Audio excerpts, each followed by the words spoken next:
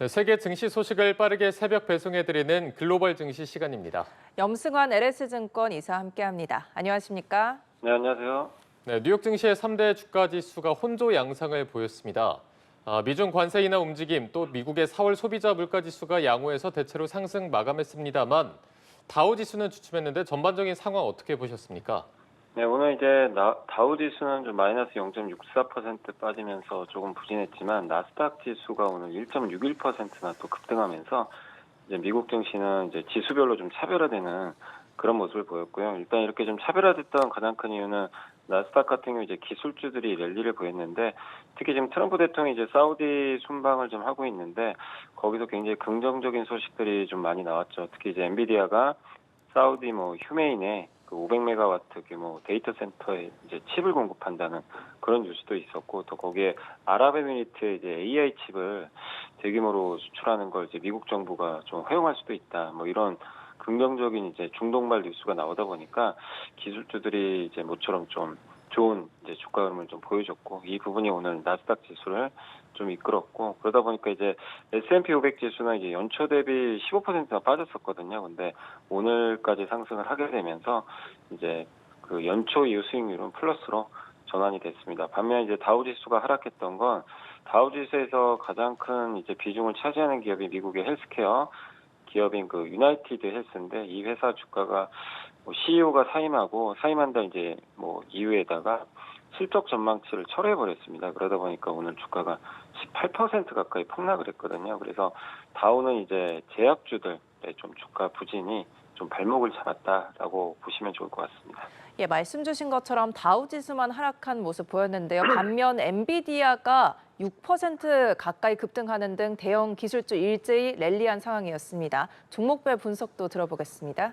네, 아까 이제 말씀드린 대로 엔비디아가 정말 좀 호재가 많았던 날이고요. 이제 사우디나 아랍에미리트 이런 이제 중동 쪽에 원래 이제 기존 규정이 이제 앞으로 좀 행해질 규정에 의하면은 그 수출이 좀 쿼터제로 좀 제한될 가능성이 있었는데, 그런 것들도 이제 아마 재검토한다는 뉴스도 있었고, 오늘 또 사우디에 공급한다는 이런 이제 뉴스들이 나오다 보니까 엔비디아가 5% 가까이 좀 급등을 했고, 테슬라 주가도 오늘 한 5% 가까이 올랐는데, 물론 이제 테슬라가 스타링크랑은 이제 별개의 좀 기업이지만 일론 머스크가 이번에 이제 같이 동행을 했죠. 근데 사우디의 해상 및 항공용 스타링크 공급 가능성이 좀 높아지면서 그런 부분이 테슬라 주가에도 우호적으로 좀 작용했고요. 또 특히 팔란티어가 오늘 8%나 급등했는데, 미국 정부가 사우디와 1,420억 달러 규모의 방위 계약 체결한다는 그런 이제 뉴스가 나왔습니다. 그러다 보니까 이제 거기서 좀 매출이 좀 성장할 수 있다라는 그런 기대감에 주가가 좀 올랐고,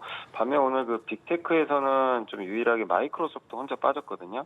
이게 이제 전체 인력의 3%를 감원한다는 이제 소식이 좀 부정적으로 작용했습니다. 그리고 마지막으로 코인베이스 이제 암호화폐 거래소죠. 여기가 오늘 24%나 급등을 했는데, S&P 500 지수에 이제 최초로 암호화폐 거래소 최초로 지수에 편입된다는 이제 이런 뉴스가 나오면서 주가가 급등을 했습니다. 네, 자 그리고 앞서도 짚어봤지만 4월 소비자 물가 지수가 일단은 좀 안도할 만한 분위기로 나타났습니다. 이제 투자자들이 제롬 파월 의장 등 주요 미 연준 의사들의 발언에 주목하고 있다 이런 분석도 나오는데 앞으로의 시장 전망은 어떻게 하고 계십니까? 사실 지금 나오는 데이터들은 사실 이제 관세 영향이 아직은 좀 본격적으로 반영되기 전에 이제 물가나 이런 지표다 보니까 조금 신뢰성은 좀 떨어지지만, 그래도 최근에 이제 미중 어쨌든 협상을 통해서 관세가 90일 동안 인하가 됐기 때문에 앞으로 나오는 데이터들은 그렇게 좀 우려했던 경기 침체나 그런 걸 가리키는 데이터가 나올 가능성은 낮아진 점도 좀 긍정적이라 보시면 좋을 것 같고요. 그리고 4월 소비자 물가 지수는 어쨌든 21년 2월 이후로 가장 낮은 수준을 수치를 좀 기록을 했기 때문에 시장은 좀 약간은 안도하는 그런 모습들이 좀 나왔습니다. 다만 이제 이렇게 경제 지표가 아직은 좀 견조하다 보니까 금리 인하 가능성은 좀 낮아진 것 같아요. 그래서 6월에 원래 금리 인하 가능성이 좀 높았는데 시장에서는 아마 9월 정도는 좀 돼야 금리 인하가 좀 가능하지 않겠냐 이렇게 좀 보고 있고, 어쨌든 지금 관세 이제 전쟁 속에서 협상을 통해서 이제 시간을 좀 벌어놨기 때문에 앞으로 이제 가장 중요한 건 결국 이렇게 미국 경제 지표가 좀 단단하게 좀 나오면서 협상을 통해서 관세를 지금은 이제 협상 중이기 때문에 이제 관세 인하가 일시적이잖아요. 근데 이게 이제 영구화될 수 있게 협상이 좀 잘 돼서 관세 불확실성이 이제 해소되는 그런 과정들이 뭐 6월, 7월을 거치면서 확실히 나와줘야 될 것 같습니다. 근데 그런 게 또 보이지 않고 합의가 잘 안 된다거나 이렇게 된다면 또 변동성이 나올 수 있기 때문에 결국 사실 이제 이 모든 건 트럼프의 정책이 좀 달려 있거든요. 그래서 트럼프와 이제 각국의 어떤 이제 협상 결과들이 앞으로 더 중요해지지 않을까라고 생각을 하고 있습니다.